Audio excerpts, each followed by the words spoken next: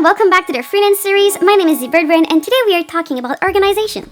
So being organized means different things to different people, but what we can usually agree on is that you need a solid storyboard, organized file, and some sort of tracker. To help you out, I have decided to share my own system for free, for everyone. You can find it into the description below.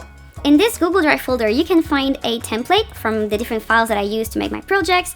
We also have a free tracker template that you can use to track your project. And I will cover it later, but I also have a free invoice template that you can check out to help you make an invoice, because apparently this is very hard for people to do, so you can just grab it, it's free. So in this video today, I'm gonna just walk you through some of these little organization tips. Tip number 1, make a storyboard or an animatic, or both. Making a storyboard and an animatic is great because it gives you an overview of your project, and this will help you manage expectations, your expectations and the client's expectations. So you can look at your project and be like, maybe that's too many scenes, or that's too many camera moves, or I will have to do way too many backgrounds, I'm gonna cut back on those. Seeing your project from far away is really helpful. It helps you communicate with your client. For example, when I work for Gangrams, I always send them an animatic first so that they can look at it and be like, oh yeah, that's good. Or maybe the client will be like, oh, is that a corn? Where our YouTube channel is, like sometimes corns can be offensive to people. Can you change it to something else? Then I change it at this level. I don't need to redo a whole background about stupid corn that my rat is gonna eat. The takeaway is that a animatic like this should be something very quick that you put together to show a preview to your client and to yourself, and then you can work from there. So how do you do an animatic or a storyboard? It doesn't need to be fancy Storyboard Pro animatics or anything. You can also just work with post-its. You take post-its, you take pictures, you share them with your client, like, oh, are these scenes okay? Like, there's so many ways to do it, okay?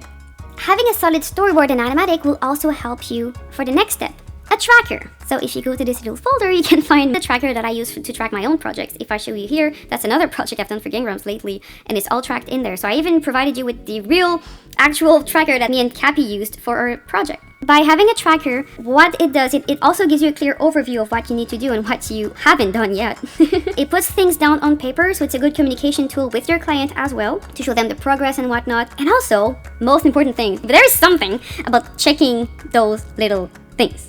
That's why in my tracker, we have the number of the scene, the complexity, and in these complexity, for example, I'm gonna use color codes to say if that scene is easy or not, or is it a bit harder.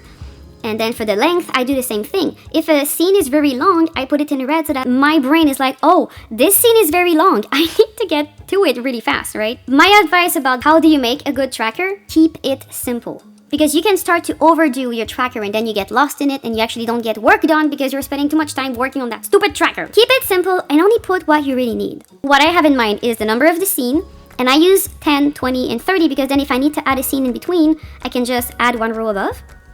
And I can call it 25, and then logically it goes 20, 25, 30. I don't need to have this be like 30A or something, which is confusing for me, so I do like to use these increments. Then I have the complexity of the scene, so that when I see this, if there's a red scene that is very complex, then I'm gonna jump to it first.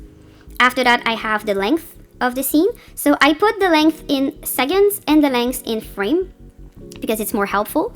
And then I have an image of each scene just because it makes it easier to know which scene is which. To add the thumbnails of the image, it's a bit hard on Google Sheet. You have to click on this, you go to insert, and then you go to image, and then you insert the image into the cell. And then I have the artist assigned if you work as a team, and then, you know, if it's exported, and once it's exported, usually I check it for little mistakes, and then it would be done. I also have this column here that is something I love, love, love, love, love. It's the final check section. So you can use this for things that are easy to miss. For example, in our Sonic one, I did one to make sure that the lines were colored, that we stretched the texture, that we applied the frame. All these, it's a checkbox. How do you make a checkbox? Super easy. You go to Insert,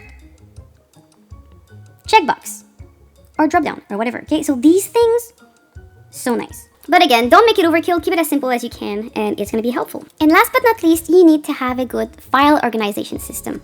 So for example, whenever I work for Gangrams, I have my audio bin, my Storyboard Pro bin, my Storyboard Pro whip, so the work in progress clips that I can share with my client. Why do you need to organize your file? Because then you know where things are, you don't lose things, and it is very motivational to know that things are in the same place and already named. Like sometimes in the past when I would work, I'd be like, oh, I don't want to name that file, so I would just like put it somewhere on my computer and then lose it. So it's nice if you start with something that already exists and you just keep using the same thing over and over again, which is very helpful. And also it avoids NDA breaks because by keeping all these things separated, I don't open things that I'm not supposed to at the wrong moment, okay? So everything is really separated from all my other works. The biggest advice is don't put your things too deep into your computer.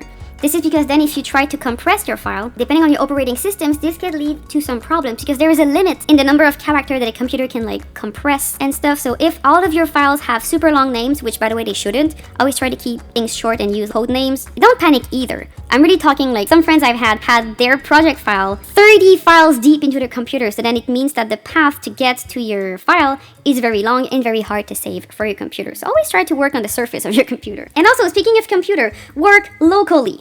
Do not ever, under any circumstances, work online. Because if you work from a hard drive or from an online source, if there's any disturbance into the network or the power current between your external hard drive and your computer, it can very much lead to data loss, and that will just be lost into nothing. So like always make sure that you work local, then you close your file and you copy and paste it to whatever resource that you have, either an external hard drive or an online file. So yeah, if you want to get these files and these tracker and stuff, they're all available for free. And the link will be in the description below. Just make sure that whenever you use that, you go to File and you just make a copy on your own drive and you can start from there. Alright, so I hope this was helpful and have a very nice week. I will see you again on the next one. Bye!